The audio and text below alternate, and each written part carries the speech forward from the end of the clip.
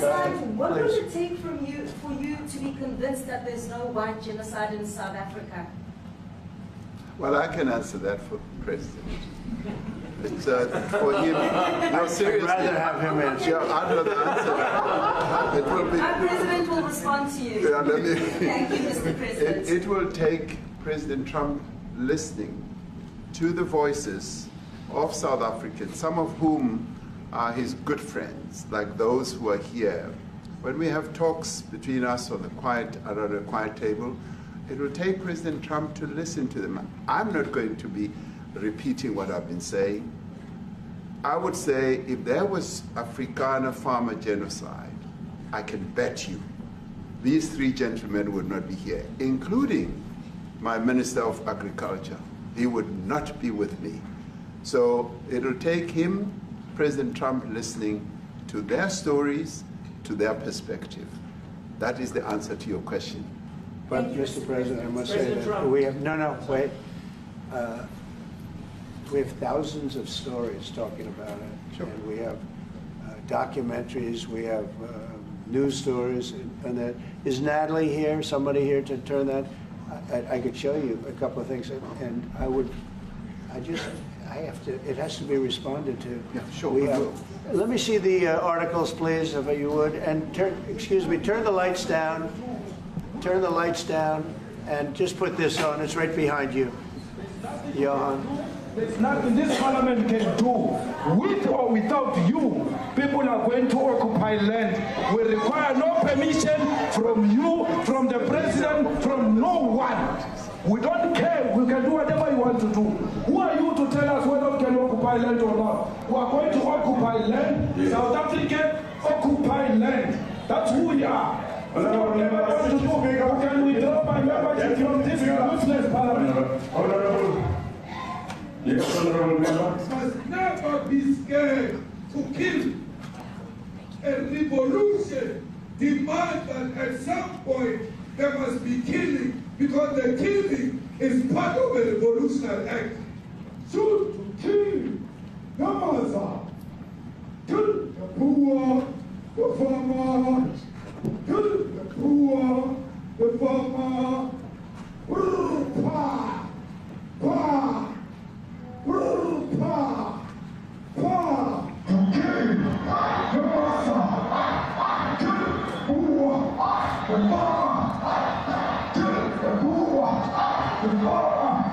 The mayor of D-Day in PE is a white man.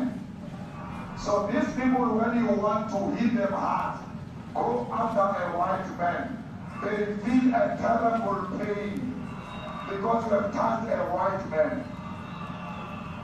Not because Mashaba and Soli will not be touched. They will be touched, no one. But we are starting with this whiteness. We are cutting the throat of whiteness.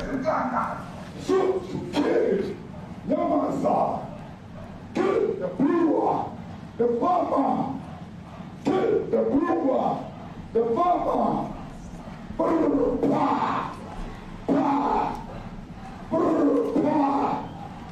Shoot to kill, Namaza. Kill the poor, the farmer. Kill the poor, the farmer. Pa,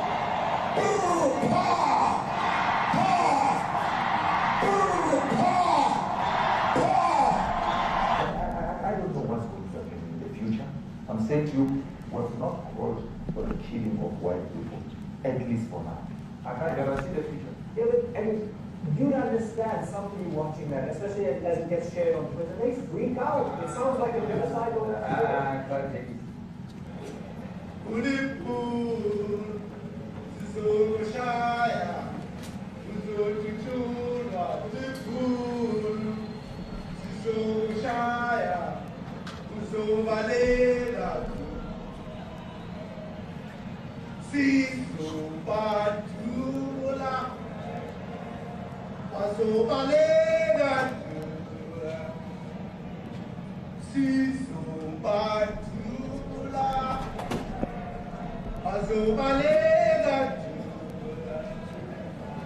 Who will expropriate land without compensation, whether they like it or not. If they object, they can seek refuge in America.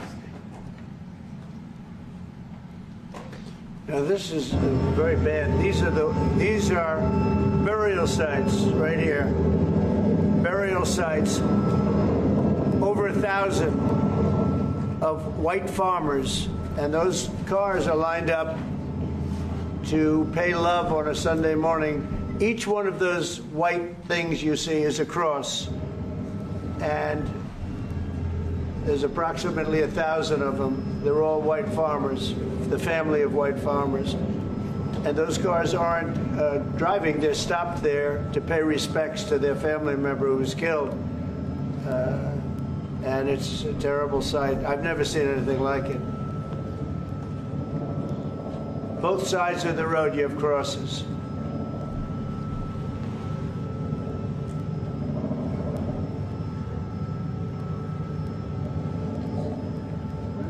Those people were all killed. Have they told you where that is, Mr. President? No. I'd like to know where that is, because this I've never seen. But okay. I mean, it's in South Africa. That's where. We need to find out.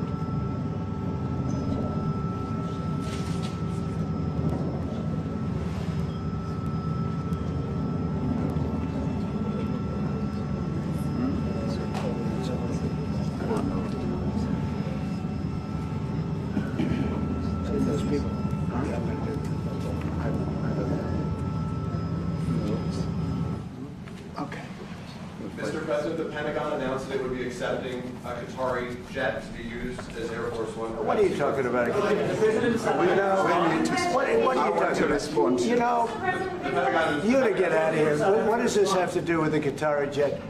They're giving the United States Air Force a jet, okay? And it's a great thing. We're talking about a lot of other things. It's NBC trying to get off the subject of what you just saw. You are a real, you're a terrible reporter. Number one, you don't have what it takes to be a reporter. You're not smart enough. But for you to go into a subject about a jet that was given to the United States Air Force, which is a very nice thing, they also gave $5.1 trillion worth of investment in addition to the jet. Go back, you ought to go back to your studio at NBC, because Brian Roberts and the people that run that place, they ought to be investigated. They are so terrible the way you run that network, and you're a disgrace. No more questions from you. Go ahead. Go ahead, talk about that. His name is Peter something. He's a terrible reporter. Quiet. That's my question now. Let's go. Thank you so much. President Trump, and a disaster from EMCA in South Africa. Thank you very much. Thank you very much, Steve. What would you like President Ramaphosa to do about the situation that we've just seen on the screen? I don't know. Look, these are articles over the last few days. Death of people. Death. Horrible death. Death. I don't know. To pick anyone, white South Africans are fleeing because of the violence and racist laws. And this is all, I mean, I'll give these to you. So when you say, what would I like to do? I don't know what to do. Look at this. White South African couples say that they were attacked violently. President Trump, when will you go and see for yourself if it is? Well, I could do that. Look, here's burial sites all over the place. These are all white farmers that are being buried. And he asks about a jet that was given. You ought to be ashamed of yourself. You know, you are so bad. You're such a bad reporter.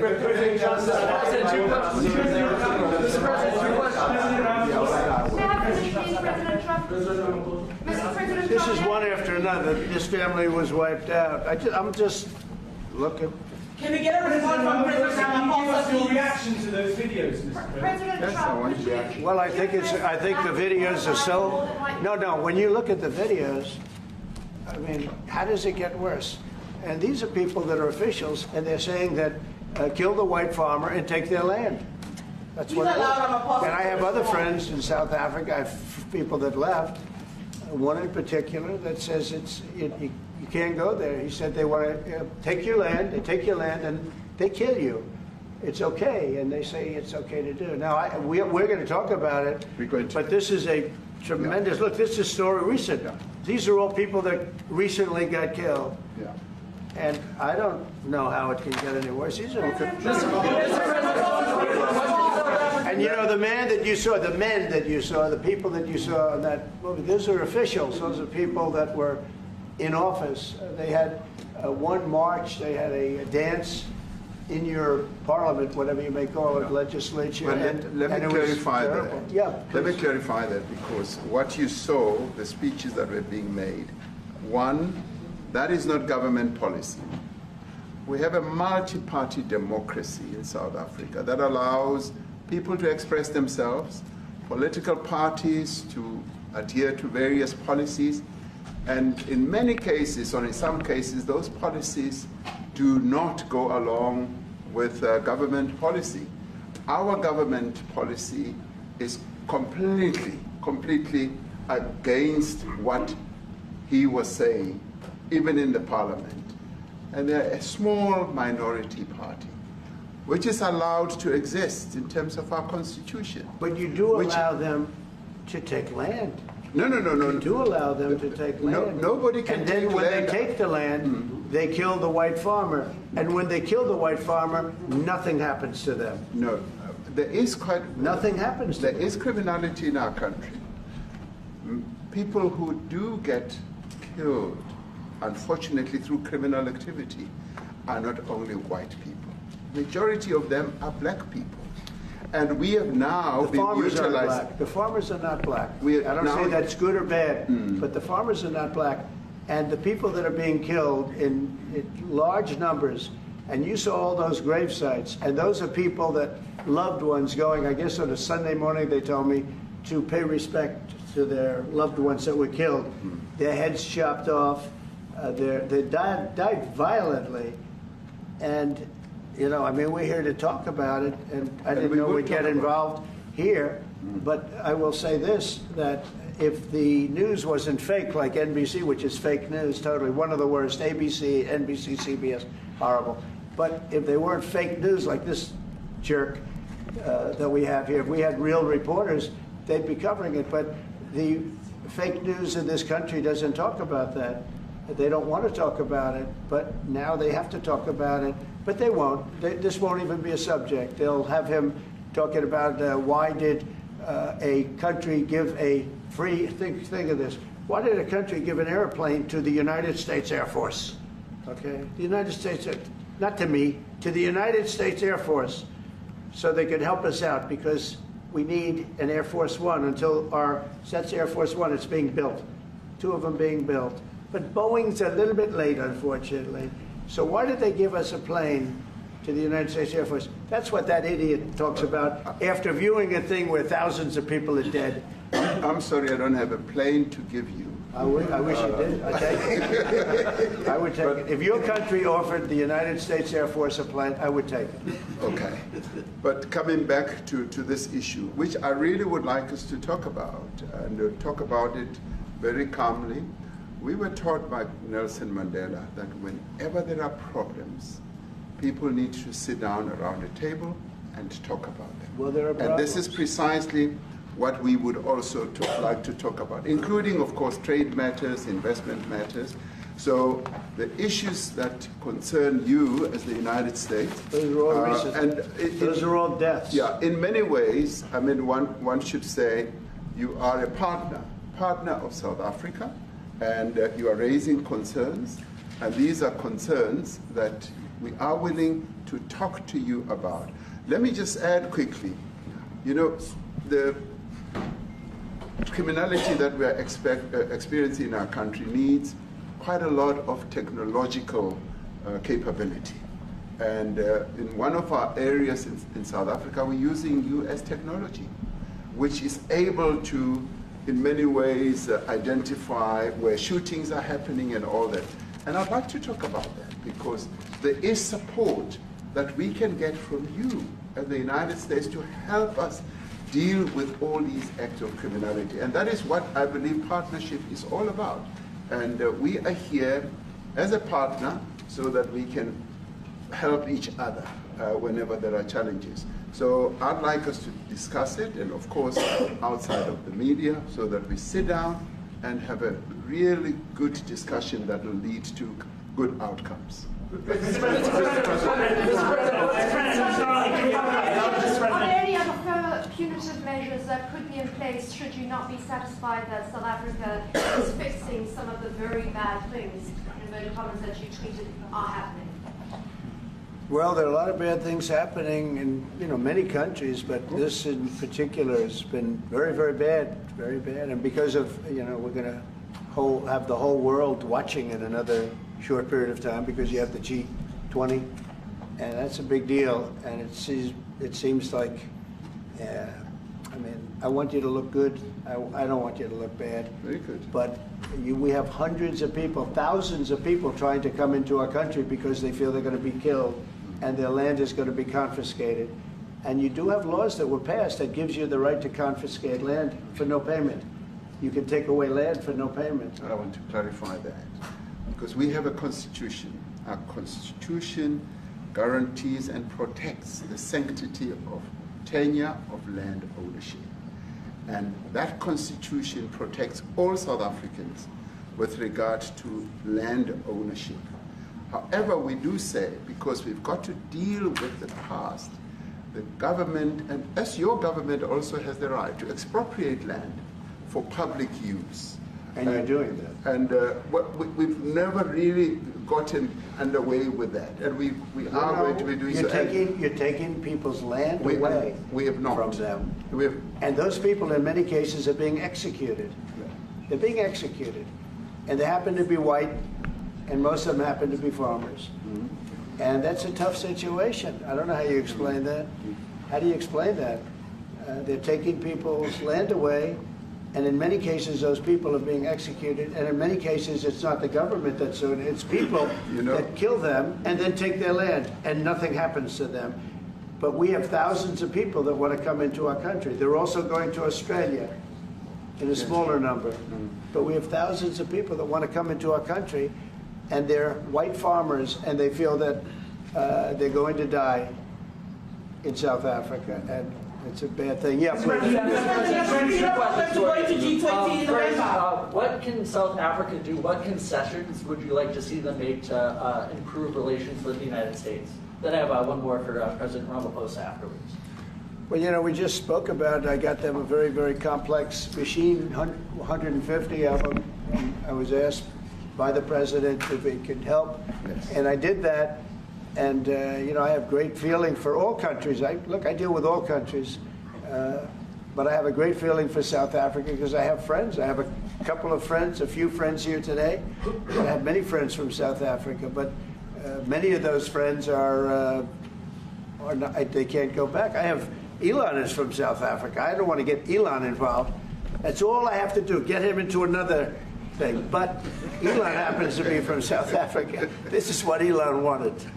He actually came here on a different subject, sending rockets to Mars, okay? Yes. He likes that better. He likes that subject better. That's right. But Elon is from South Africa, and I don't want to talk to him about that. I don't think it's fair to him. That's right. But I will say that people are fleeing South Africa for their own safety. Their land is being confiscated, and in many cases they're being killed.